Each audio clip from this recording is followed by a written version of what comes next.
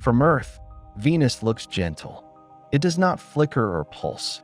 It does not dominate the sky with violence or motion. It appears steady, almost reassuring, a bright point that keeps its place near the sun, predictable and familiar. For most observers, it feels closer to a symbol than a world. Something decorative, something safe. For thousands of years, that illusion held. Ancient cultures named Venus after gods of love and beauty. Astronomers tracked its cycles with admiration.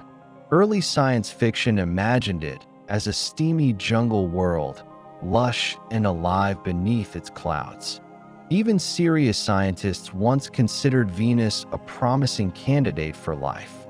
After all, it was Earth-sized, Earth-massed, Earth-adjacent. If any planet should have worked, it was Venus. That assumption was wrong in the most thorough way possible. Venus is nearly identical to Earth in diameter and bulk. Its gravity is only slightly weaker. If you could stand on its surface, if you could survive, you would feel almost at home in terms of weight. Your body would not float or strain. The betrayal is not in the gravity. It is in everything else. The first barrier is the atmosphere. Venus's air is not just thick, it is overwhelming. Over 90 times denser than Earth's, it presses down with crushing force. This is not wind pushing against skin. It is pressure infiltrating every gap, every weakness, every structure. The atmosphere behaves less like air and more like a suffocating ocean. Breathing is irrelevant. Crushing comes first.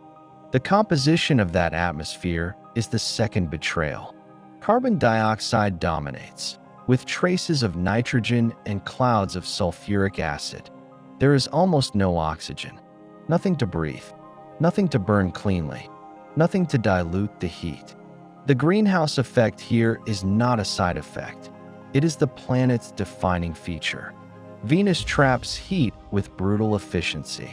Surface temperatures hover around 465 degrees Celsius.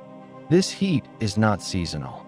It does not rise and fall with distance from the sun. It does not cool at night. Venus's slow rotation might suggest scorching days and freezing nights, but the atmosphere erases that distinction.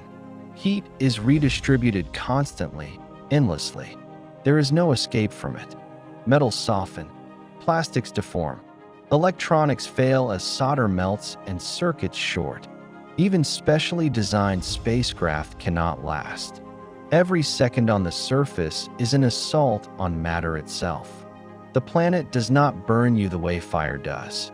It cooks you evenly, completely, without urgency. Venus does not hurry. It does not need to. Above the surface, the atmosphere moves violently.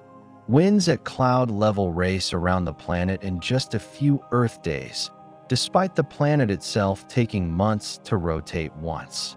This superrotation drags heat and chemistry around the globe, maintaining uniform misery. Lightning crackles through acidic clouds. Electrical storms flash in a sky that never clears. Below the clouds, the air is dense and sluggish. Near the surface, movement slows. Winds are weak. The pressure is so high that even motion becomes difficult. The atmosphere presses inward from all sides, heavy and still. Sound would travel differently here, slower, deeper, distorted. If anything could scream, it would not sound human. Light barely penetrates. The clouds scatter sunlight until the surface exists in a perpetual orange twilight. The sun is not visible as a disk, only as a bright smear diffused through acid haze. Shadows are vague or absent. The sky never changes. No stars appear. No moon rises. Orientation becomes meaningless. Time loses texture. The surface itself is a volcanic wasteland. Vast plains of basalt stretch for thousands of kilometers, formed by lava flows that once flooded the planet. Venus appears to have undergone global resurfacing events. where molten rock erased older terrain and rebuilt the crust. The planet's face is younger than it should be, renewed through catastrophe. Volcanoes dominate the landscape. Some are massive shield volcanoes, dwarfing those on Earth. Others are strange, flattened domes formed by thick lava oozing slowly under extreme conditions. Radar imagery suggests that some volcanoes may still be active, releasing heat and gases even now. On Venus, volcanism is not scenic. It is suffocating. At these temperatures, rocks themselves are unstable. Minerals react with the atmosphere. Metals corrode rapidly. Basalt changes chemically over time, interacting with carbon dioxide and sulfur compounds. The surface is not inert. It participates in the nightmare, reinforcing it through chemical exchange. Every probe sent to Venus has died. Not violently, not heroically.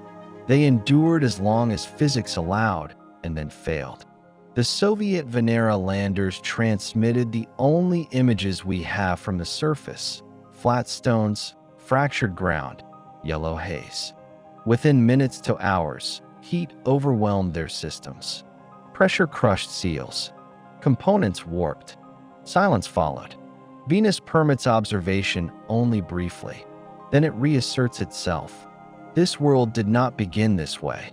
Early Venus may have had oceans. It may have had clouds of water rather than acid. But Venus receives slightly more sunlight than Earth, and that small difference mattered. As temperatures rose, water evaporated. Water vapor trapped more heat. More heat evaporated more water. The feedback loop accelerated. Eventually, the oceans boiled away. Ultraviolet radiation split water molecules apart. Hydrogen escaped into space. Oxygen reacted with the surface. Once water was gone, Venus lost its most powerful temperature regulator. Carbon dioxide accumulated unchecked. With no plate tectonics and no carbon cycle, there was no way back. Venus crossed a threshold. Physics sealed the door. What makes Venus horrifying is not that it is unstable, but that it is stable in the worst possible way. The planet has reached an equilibrium that is lethal and enduring. It does not fluctuate wildly. It does not threaten change. It simply remains locked in this state. Millions of years pass. Nothing improves. From orbit, Venus looks calm, smooth, almost soft. The clouds glow evenly, reflecting sunlight into space. Nothing about its appearance warns you of the pressure, the heat, the chemical hostility below. The nightmare is perfectly concealed. That is the true lesson of Venus. Planets do not owe us habitability. Similarity does not imply safety. Small differences can cascade into permanent disaster. Venus is not a strange alien world. It is a nearby example of how Earth-like beginnings can end in absolute failure. It is not a warning written in fire or explosion. It is a warning written in persistence. Venus does not rage.